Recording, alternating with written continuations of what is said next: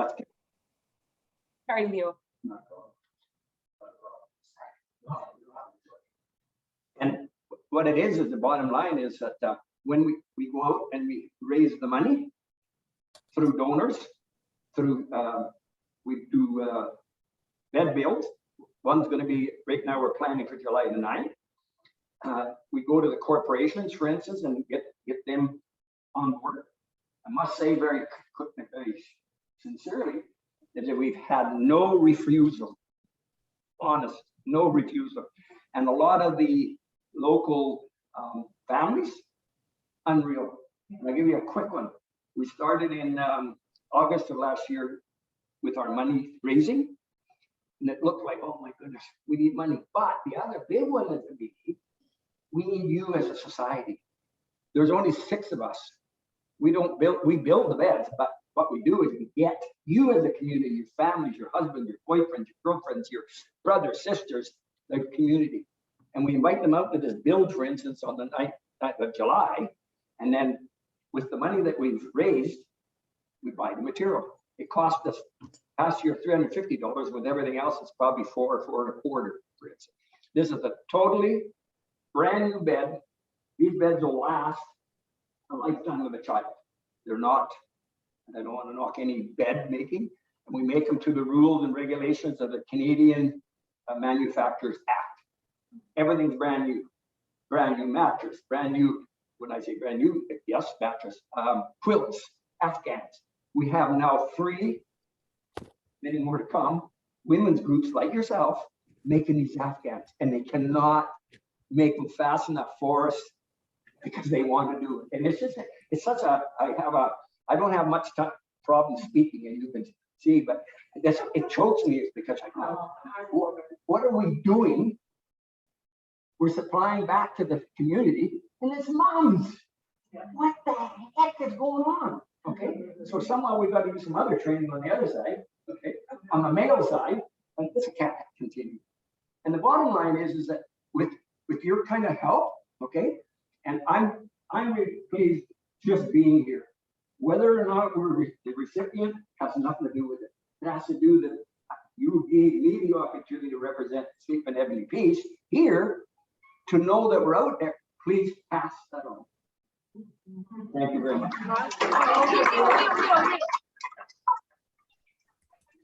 No.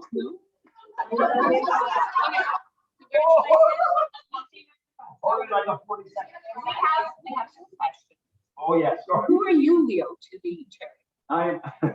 I'm the guy that kicks tires, and in my books, kicks tires is I go around and knock on doors, especially not the locals, but to companies that the Lord code, not the Lord codes, the toll codes, where am I going? My life, the Cal Tires, all those people. And the reception is we're getting, and another one is, and we should know about it, and I want to talk to you young ladies after you want, is in regard to the Ford Family Foundation. Are you familiar with it? I want to make sure before I leave here you are familiar. They are an organization that's donated many dollars to the Northern Okanagan Community. total, big time. And I won't get into that now, but yeah. I'll get after. It's phenomenal. It's phenomenal. And how many years have you been with the charity? We started in April last year in here. I was one of the 3 to get going. And now at the other end of it is that we have to do different jobs. And because I'm an introvert.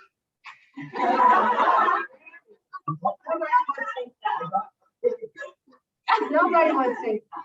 And it's I was brought up 1 of 6, the youngest. And this is what our parents did. It makes you happy. It's so, and just look at these lovely women here. Come over here. They're all you. This is Leo from Sleep and Ebony Peace. And what would you do with the money, Leo? And we build beds with it. How many? How many? Yeah. Oh, how many we build? For every $400, we build 1 bed. So if we had $8,000. Quick math. Just a minute.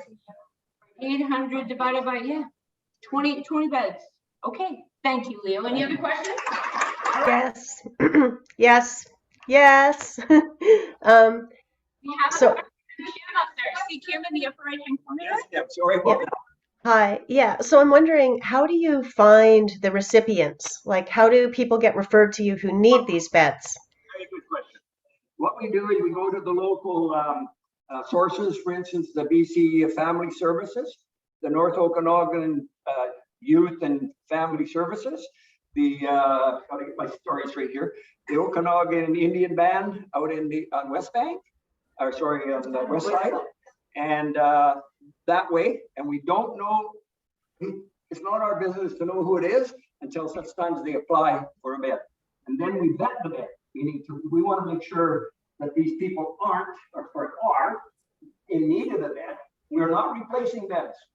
We're putting a bed with the kids sleeping on rags. Honestly, on a Chesterfield with the mom, parent, who is normally the mom, or Chesterfield, etc. Okay. Very good. Thank you. I didn't mean to leave so. Any other questions? I can't believe that I'm nervous. It's all the women there. Oh, yeah, that's what it is. All right. Yeah.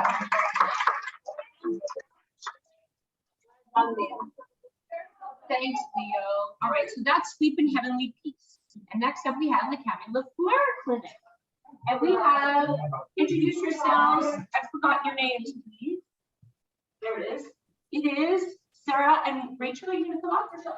Rachelle, I'm sorry. I'm using both.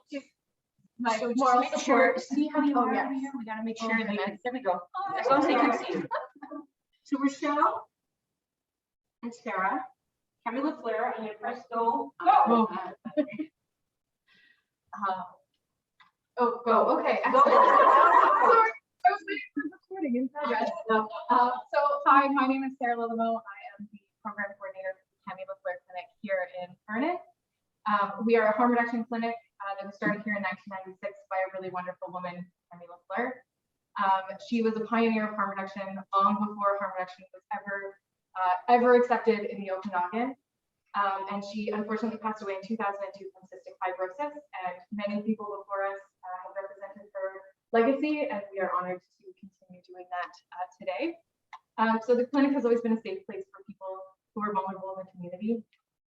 You can be barred from every other service in Vernon. It's very hard to get barred from the clinic. So say you can't go to the mission and get food, we will often go over and just get the food for you so that people still have access to food.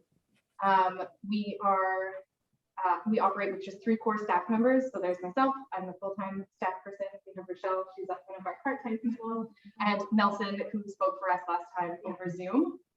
And then we also have 7 incredibly dedicated peer outreach workers. And so those are people with lived and living experience of homelessness and substance use. And we're a small interior health contract. We aim to reduce bloodborne infections like HIV and Hep C. So we give out harm reduction supplies, which reduce, very nervous, bloodborne infections, wounds, hospital visits, but it also gives people dignity and respect and helps people access services that feel safe to them.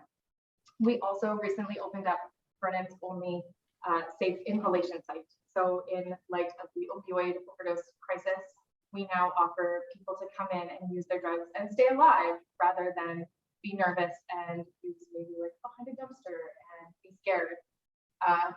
And so that is kind of the only thing that we've been able to see ourselves doing in light of this crisis is just aim to hold space for people and keep people alive.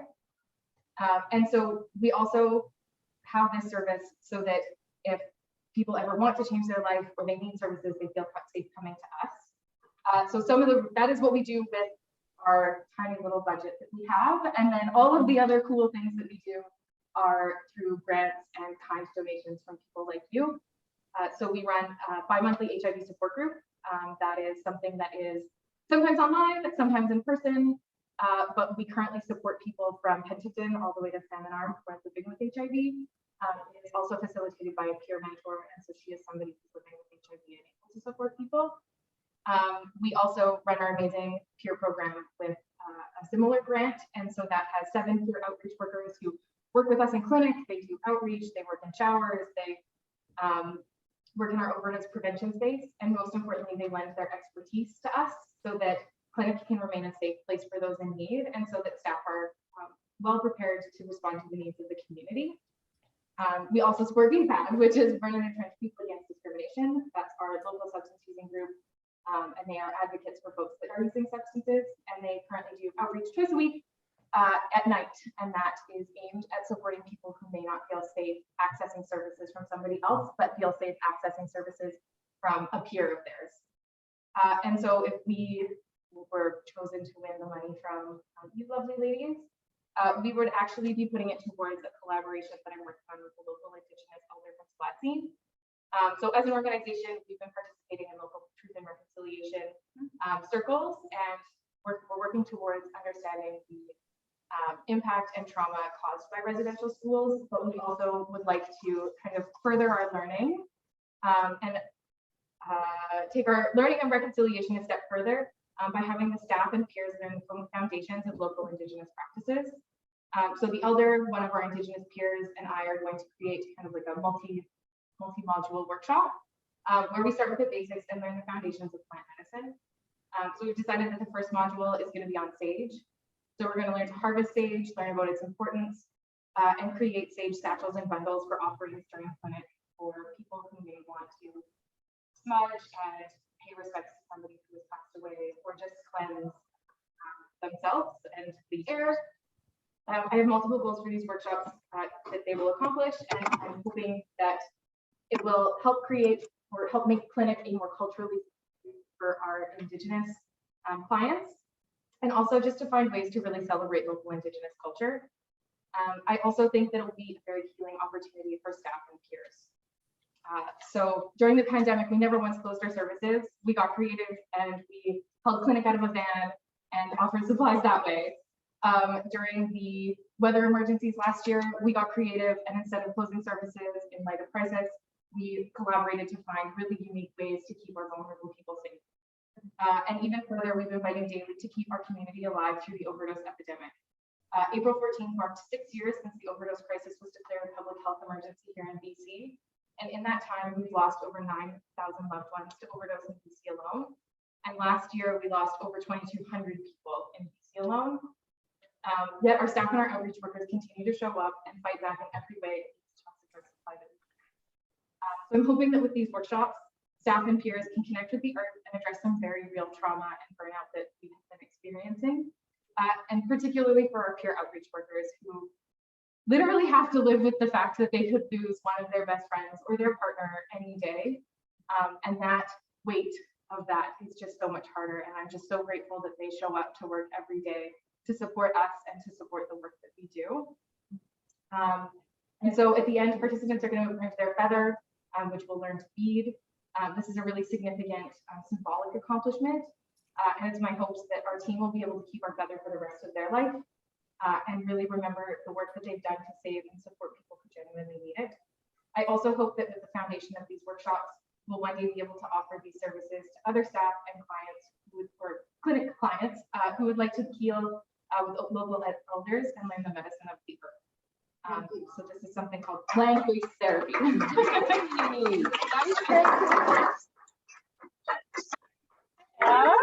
Any questions? You two. So let me just paraphrase for here. So Linda asked, safe inhalation site, ?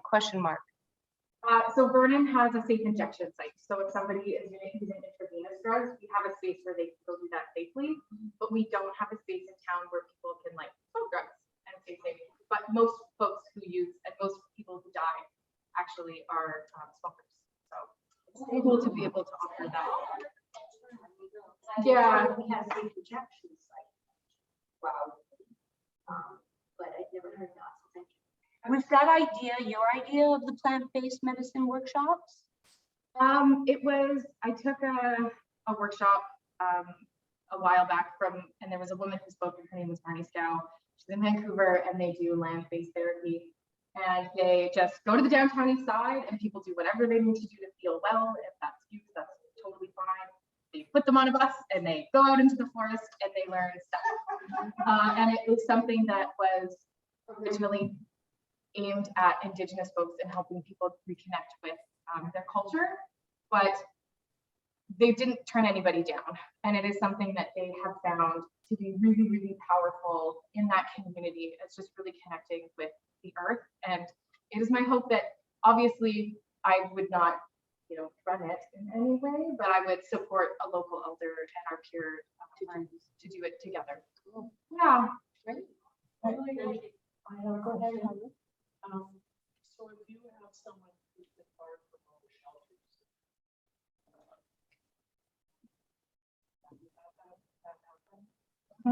Holly asked if you've ever had that have it happen where someone's been barred from all the shelters, yeah, and so how do you deal with that? and how do you deal with that? So it sucks. Like, I don't have a really good answer. Like if somebody has been violent or something has happened, maybe theft, if they're sick and they've stolen from somebody else, they can get barred. We really only have one shelter in town right now. And it's really crappy. We support them as best we can. We try to get people connected to services. Our clinic connects people to the housing services as best we can. We will often call the shelter. Happening. What can we do to get the person back in? And then a lot of times it can be as simple as going and having a discussion with the shelter manager, and just like having an open conversation. Sometimes it's not that easy, and we try to support them as best we can. Sometimes we're able to provide people with tents and sleeping bags. We offer showers services for folks that are barred from all other services in town. We will help them with their laundry, even though we're not. We also get clothing donations, and so we're able to give them warm clothing when we have it. Yeah. So kind of this that some sort, right? Yeah, just give people a safe place to come and decompress is really the primary goal of the clinic, because we work with people that are often very much dismissed, but once you get to know them, they become very, very, very special people to you. Any other questions? Where are you located? We're at 2800 33rd Street, so just behind the wholesale club. Okay. Thank you, Sarah and Rachelle. Thank you. And let's just make sure we have the volume up here for Susan from School District number 22, the Indigenous Truth and Reconciliation Awards. Am I holding the right? There we go. Susan? Hello, can everybody hear me? Yes. Perfect, excellent. So good evening, and thank you so much for allowing me to be here. I am Susan Bowen, Executive Assistant to Superintendent of Schools, Dr. Christine Perkins, for School District 22. Christine sends her apologies that she could not be here tonight, as there is a Board of Education meeting tonight being held at the same time, actually. So I must also admit that my role with the district is normally behind the scenes, so you will have to bear with me. I'm not used to being out front and center. This is not my comfort zone, so I'm just going to wing it. I still don't really recall saying yes to doing this, but I'm here. Also being relatively new to Vernon, I wanted to do a little research about Women Who Care, and this is an amazing group. I've not heard of anything like this before, so absolutely fabulous work. I'm very impressed. I am here to speak to you about our new Truth and Reconciliation Awards. Unlike the other two, ours is brand new. But over the last year, we realized that there was a need to do something to help young men and women, particularly from Okanagan Indian Band, to access post-secondary education. We needed to remove barriers to education by taking away the preliminary barriers. Many students, they face all kinds of upfront costs, whether it's securing lodging or transportation or food, even clothing. There's several unexpected costs associated with attending school. The reconciliation word was created as a way to open the doors and focus on a group of youth that are underrepresented in the graduation and award season. This year, we actually have 49 Indigenous students attending a grade 12 celebration. And for over 20 years, actually in School District 22, there's been a 15 to 20% gap in school completion between Indigenous and non-Indigenous students. Very few Indigenous students continue on to post-secondary school. So this is a way to close that gap. We are seeking donors to create new awards and bursaries for our graduating Indigenous students to pursue, so that they can pursue their post-secondary dreams. We invite you to be a dream maker. We invite you to lead the way by helping launch the new Indigenous Truth and Reconciliation Awards. Our SD22, our community, is committed to the principles of inclusivity, truth, and reconciliation. So we're asking to help light up the future of a young person's Indigenous learners, their education, and help them with their travels. We would also welcome a 5 to 10 year plan as well. Once again, I thank you for allowing me to be here. Any questions?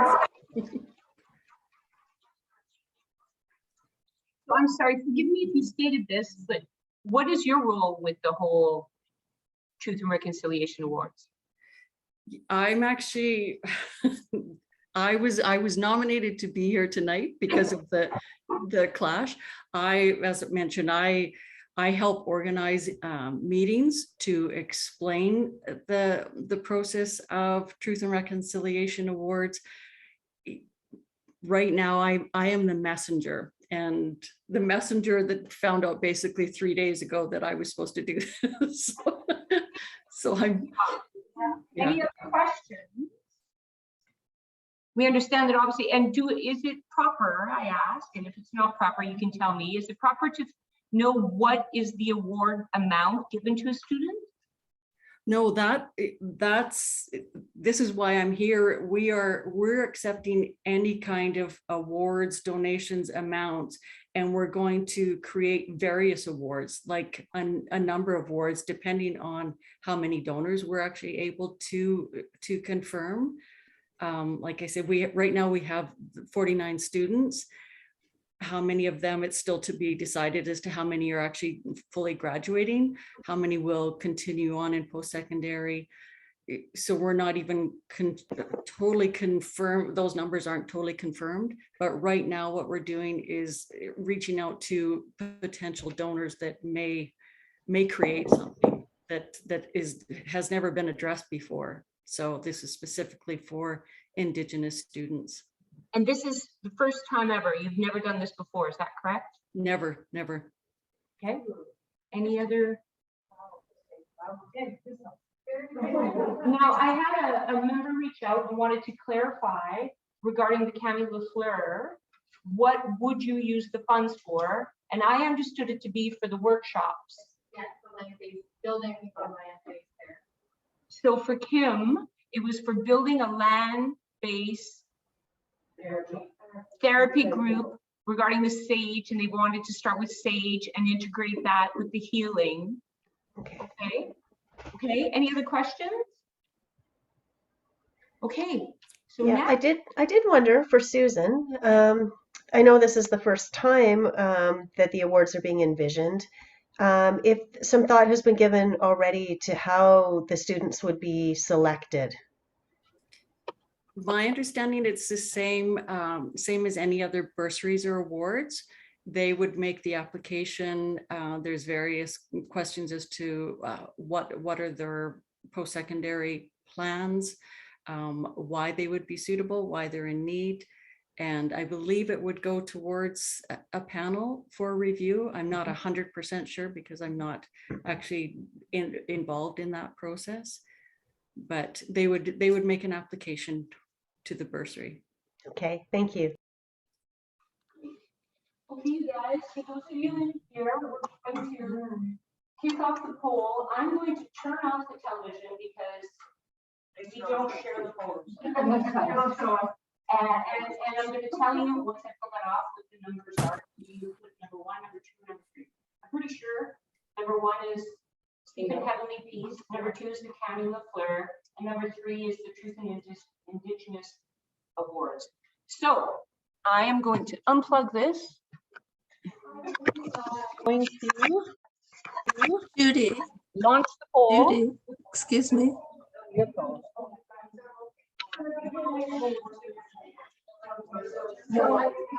Are we cut off?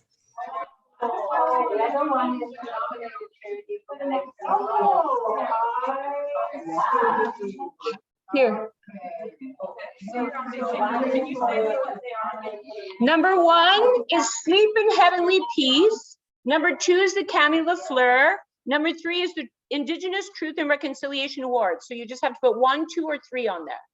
That's all. And Noelle and Jamie will collect your poll. Yeah. Thank you, darling.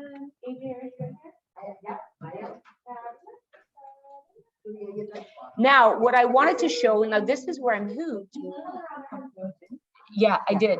I wanted to show everyone, see, this is where we learn. So traditionally, I don't know if you guys can hear me. Can you guys hear me on the computer? Okay. So traditionally what we have here is when someone in the past, party in the back. That guy back there. See, it's the man that's stirring up all the trouble over here. So what it is we usually have is we have whoever got awarded 2 awardees ago to speak. And that was Teens Count 2 and the Vernon and District Immigration Services. Both of them were unable to attend tonight. So they are going to come and speak. We're going to have a big party in August, I guess, because we'll have a bunch of people, you know. But I did want to point out, and I had prepared, and I can't simultaneously show you and do this at the same time. I had sent out an email to our membership about how the Vernon Transition House finally, after 2 years, had done their renos. Do you recall that? Okay, so I was going to show those pictures. Yeah, 2 years ago, previous to the pandemic. It was probably our March meeting that we did this. And then they discovered asbestos, and it was just on and on and on. Anyway, they finally did the renos for their little laundry room and yoga room and safe space for the transition house. So finally that we got to see that come to be, which is great. We still have 2 people that need to vote. Wow, it's really close. Pardon me? One of those what? Can't hear you, Noelle. That's right, that was Susan. No, that's No, not she true. doesn't get. You see 19 of 19 Yeah. now voted. And wow, look how close that is. That's pretty close. There is like literally 1 vote between everybody.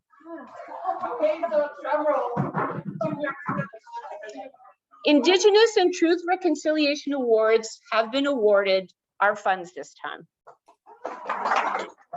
Thank you.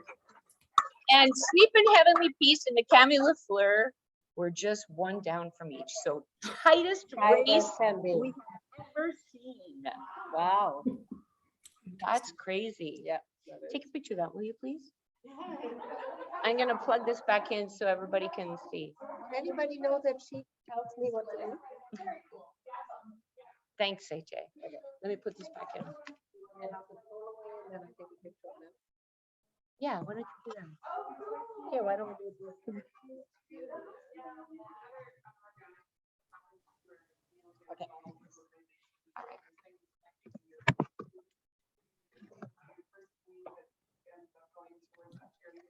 Okay. Okay, now I'm gonna turn this back on.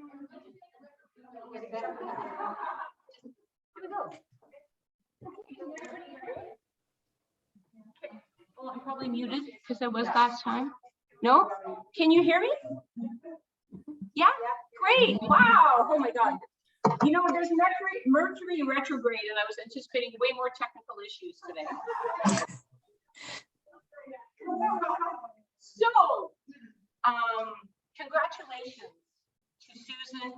Congratulations to Leo and Sarah and Rachelle. Congratulations to us all for attending and for you for voting. Thank you. Don't forget to nominate. It is the singularly most powerful thing you can do in this group is nominate. The second thing, to vote. And the third thing is to give your funds. If we do not nominate, we cannot vote and we cannot support. We need your nominations. We have had as little as 6 nominations. We are a group of 146 members. There is no reason, and I'm going to make sure you can see my face here. There is no reason that you cannot send us an email with a nomination. We take the trouble to give you some suggested nomination, some suggested charities. I mitigate them to make sure we take off the ones that we have awarded. Some people go out and ask and look into the community for charities that are not on our list. We welcome that. Please nominate. It takes nanoseconds, and then we can have a meeting, and then we can hear this goodness, and then we can share the love. So we want to encourage you to nominate. And in August, we hope we can meet, and I don't know, what do you think about this place, you guys? Yeah. We can accommodate 40 people here. Tonight we're 20. So yeah, I think 40 would be fine. And there's a patio, and we can open the doors, you know, and continue the Zoom, and we know it works. And yeah, I think all in all, The food has been good. Yeah, the food's great. Yes, Jamie? Where on July 9th people are available to come and help? Maybe what we do labor and. So let me paraphrase. So Jamie asked Leo, where on July 9th can members of our community go and help build beds? Rona? Rona.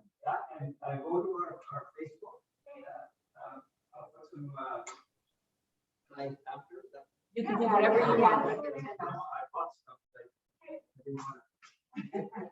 And it'll give you all the information. It's on Facebook.